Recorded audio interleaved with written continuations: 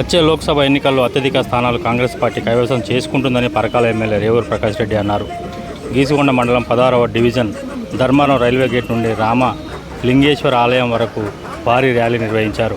ఈ సందర్భంగా ఏర్పాటు చేసిన సమావేశంలో బీఆర్ఎస్ పార్టీకి చెందిన పలువురు నాయకులు, కార్యకర్తలు కాంగ్రెస్ పార్టీలో చేరారు.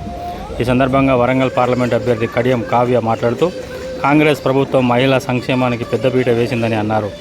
మీ అక్కగా, మీ చెల్లిగా భావించి కాంగ్రెస్ పార్టీకి ఓటు వేసి గెలిపించాలని కావ్య అభ్యర్థించారు. అనంతరం ఎమ్మెల్యే రేవూరు ప్రకాష్ రెడ్డి మాట్లాడుతూ కేసీఆర్ ప్రభుత్వం బంగారు తెలంగాణ పేరు చెప్పి లక్షల కోట్ల అప్పు చేసిందని అన్నారు. కాంగ్రెస్ పార్టీలో ప్రతి కార్యకర్తను కంటికి రెప్పలతో కాపాడుకుంటామని ప్రకాష్ రెడ్డి అన్నారు.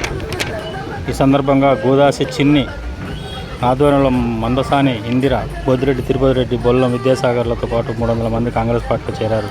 ఈ ఛానల్ను సబ్స్క్రైబ్ చేయండి, లైక్ చేయండి.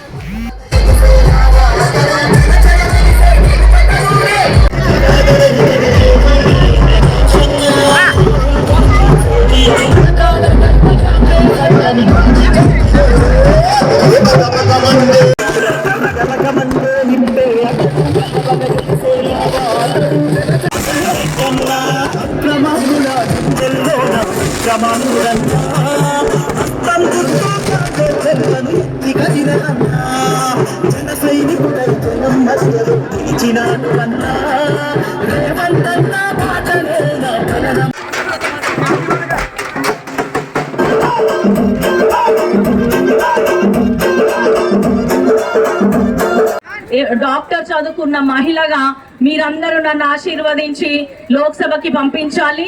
మే 13వ తారీఖు నాడు జరిగే ఎలక్షన్స్ లో కడియం కావ్య చేతి గుర్తుకు ఓటేసి అత్యధిక మెజారిటీతో దీవించాలని ఇక్కడ వచ్చిన ప్రతి ఒక్క మహిళకి నేను శిరస్సు వంచి నమస్కరిస్తున్నాను.